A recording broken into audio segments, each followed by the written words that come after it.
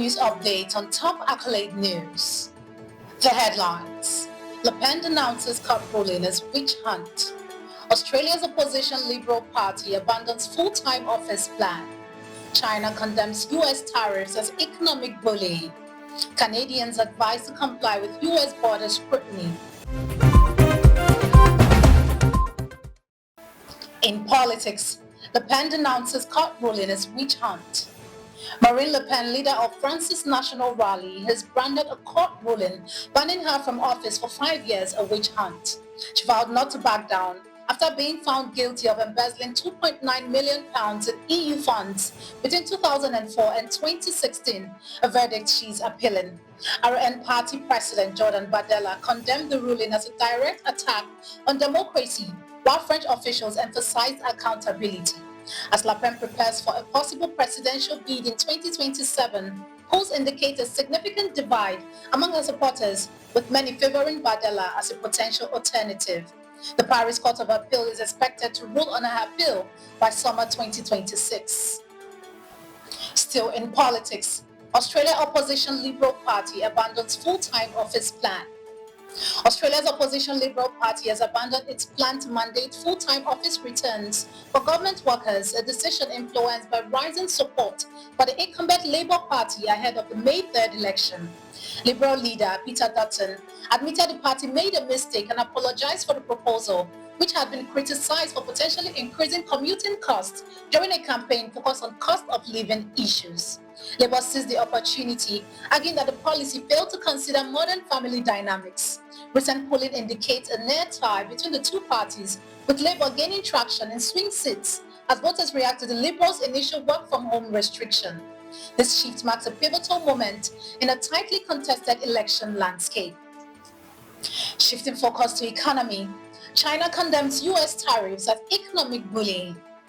In response to US President Donald Trump's recent imposition of steep tariffs, Chinese Foreign Ministry spokesperson Lin Jian condemned the measures as economic bullying and unilateralism. Lin stated that the US tariffs, which have now reached a total of 54% on Chinese goods, primarily serve America's own interests while undermining the development rights of countries, particularly those in the global south.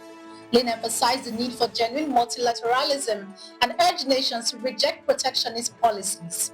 As tensions rise, it deferred questions about potential negotiations with the US, highlighting the importance of joint efforts to maintain the integrity of international trading systems. Moving to international relations, Canadians advised to comply with US border scrutiny. The Canadian government is urging travelers to the US to be cooperative and forthcoming with border authorities, warning that the failure to comply could result in detention. This advisory comes as tension between Canada and the US escalates following the imposition of tariffs by President Trump. Canadian border crossings have significantly declined, with vehicle counts dropping by over 2/3 in March compared to last year. The US will also implement new registration requirements for visitors staying longer than 30 days, increasing the need for Canadians to be aware of legal status regulations. Travelers are advised to expect rigorous scrutiny and prepare for possible searches of electronic devices at the border. You are watching the Global News Update on Top Accolade News. Do stay with us. Still to come.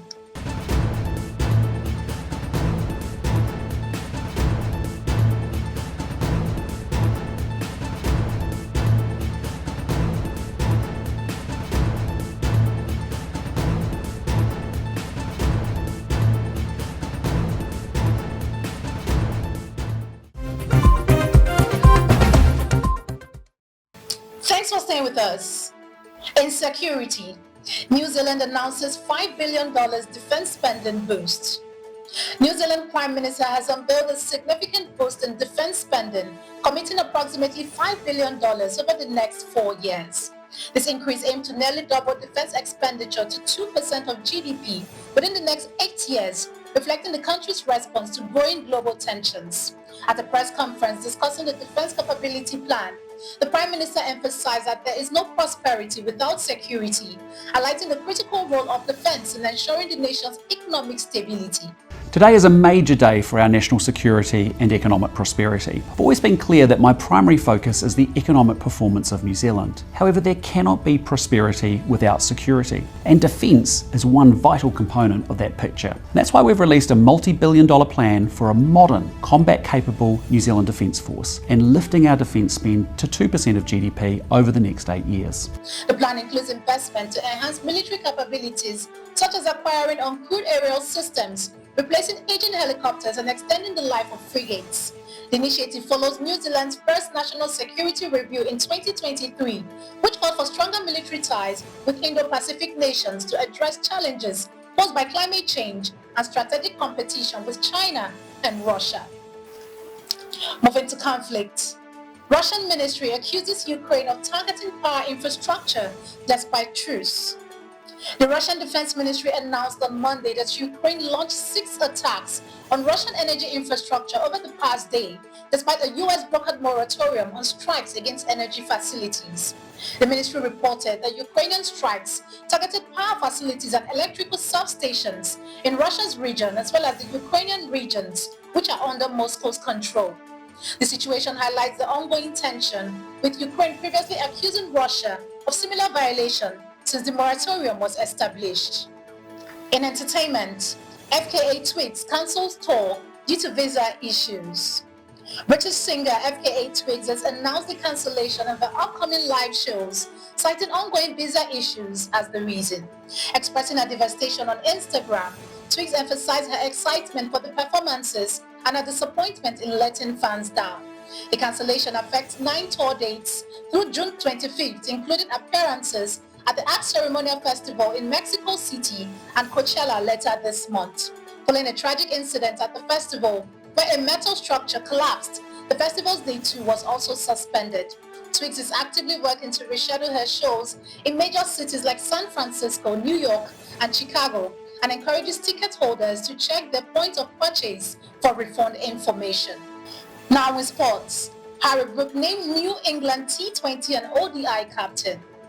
Harry Brook has been appointed as the new captain of England's T20 and one-day international teams, succeeding Jos Buttler. Buttler stepped down after a disappointing Champions Trophy, where England was eliminated in the group stage without a single win. The 26-year-old Brook expressed his gratitude and excitement, stating that leading England is a dream come true. He looks forward to his first series against the West Indies at the end of May, emphasizing the wealth of talent in the country and his commitment to achieving success in the upcoming tournaments. That concludes our global news update for today. Stay tuned for more global news and development. Thanks for joining us. I am Ojarumi Okocha. Connect and engage with us on all our social media handles. Do have a wonderful day.